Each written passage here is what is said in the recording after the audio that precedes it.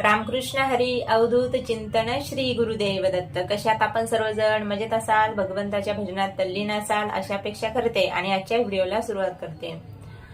आपल्या जीवनामध्ये जगत असताना भगवंताची कृपा मिळावी यासाठी आपण अनेक प्रकारच्या साधना करत असतो.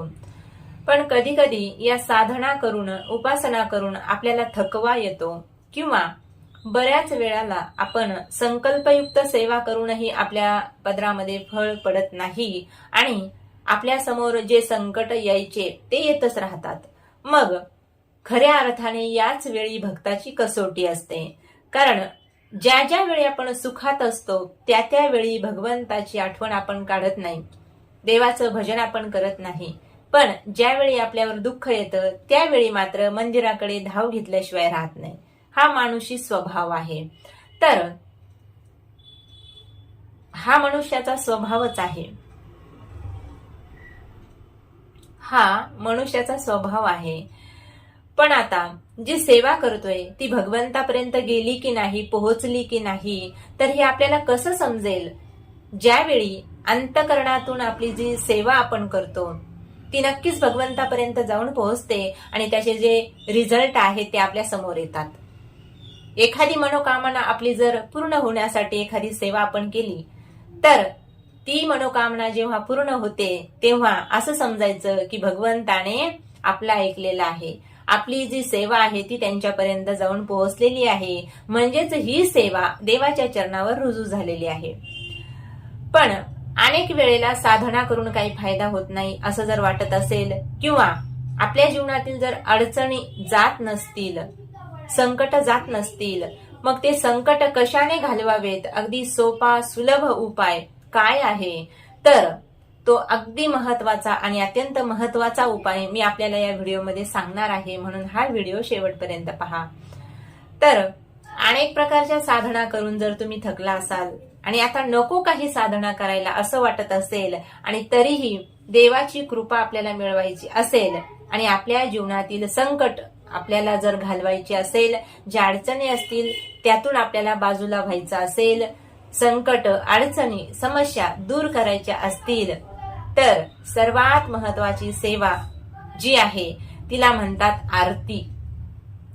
तर तुम्ही म्हणाल आरती तर आम्ही दररोज करतो नाही का? पारायण संपल्यानंतर आरती करतो, एखादा उत्सव झाल्यानंतर शेवटी आरती असतेच असते. एवढंच नाही, कीर्तन संपल्यानंतर सुद्धा आरती असतेच असते, देवपूजा संपल्यानंतर सुद्धा आरती आपण करतोच करतो. मग याने कुठला लाभ आपल्या पदरात पडणार आहे? तर हो, आरती एक भगवंताची अशी सेवा आहे जी लगेचच देवापर्यंत जाऊन पोहोचते आणि भगवंताचं प्रेम आपल्याला प्राप्त होते. संस्कृत मधील आरात्रिक या शब्दापासून आरती हा शब्द तयार झालेला आहे. जेव्हा जेव्हा आपलं पारायण संपतं, कीर्तन संपतं किंवा आणखी काही ज्या आपल्या उपासना आहेत त्या संपल्यानंतर आपण शेवटी करतो ती म्हणजे आरती. आणि एक छोटीशी फुलवात लावतो आणि भगवंताला ओवाळतो आणि त्यानंतर शेवटी काय करतो तर देवाला ही आरती ओवाळतो आणि तीच आरती आपण सुद्धा घेतो. याचाच अर्थ काय? देवाचं प्रेम आपल्यापर्यंत यावं हाच एक मनातील भाव या आरतीच्या पाठीमागे असतो. तर आपल्या जीवनात जर संकट असतील, अडचणी असतील आणि आपल्याला कुठल्याही प्रकारची साधना करण्यासाठी जर वेळ नसेल तर 21 दिवसापर्यंत आपल्या जवळच्या मंदिरामध्ये जाऊन तुम्ही आरती करू शकता. आता फक्त मंदिरात जाण्यासाठी काय आपल्याला लागेल साहित्य? तर एक फुलवात लागेल, एक धूप लागेल आणि थोडीशी खडीसाखर. 3च वस्तू आपल्याला मंदिरात घेऊन जायच्या आहेत 21 दिवसापर्यंत. आता ही आरती कधी कधी सकाळी 7:30ला होते, काही मंदिरामध्ये 5ला होते, काही मंदिरामध्ये 10:30ला होते, काही मंदिरामध्ये 12:30लाही होते दुपारची आरती आणि संध्याकाळी 6:30 ते 7 या दरम्यान अनेक मंदिरामध्ये आरती होत असते. आता मंदिर कशाचं आहे आणि तुम्हाला कोणत्या देवाची आरती करायची आहे हे सर्वस्वी तुमच्यावर अवलंबून आहे. तुमचं जे आराध्य दैवत आहे, जवळ जर मंदिर असेल त्यांचं तर तुम्ही जाऊ शकता. एक नियम धरायचा आहे, एक आरती आपल्याला करायची आहे. आता तिन्ही किंवा 2 आरतीला आपण जाऊ शकणार नाही, कारण आपल्या मागेही आपले कामं असतात.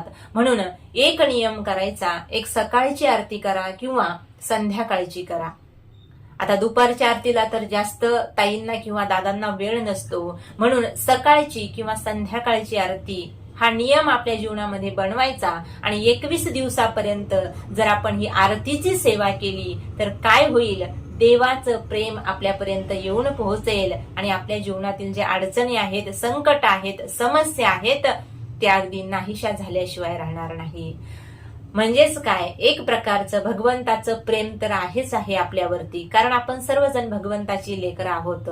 पण आपणही मनोभावाने ही जर आरती केली तर आपलं जे म्हणणं आहे नाही का, आपली मनोकामना आहे ती भगवंतापर्यंत जाऊन पोहोचेल आणि आपल्याला जो आपला यशाचा मार्ग आहे तो मोकळा होईल.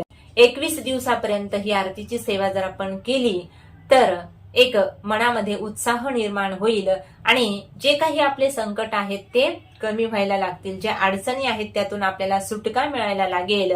आणि दुसरी एक गोष्ट आपल्या जीवनामध्ये घडेल ती म्हणजे काय, तर आपला जो सद्भाव आहे तो भगवंतापर्यंत जाऊन पोहोचेल आणि भगवंताचं जे प्रेम आहे ते आपल्यापर्यंत येऊन पोहोचेल.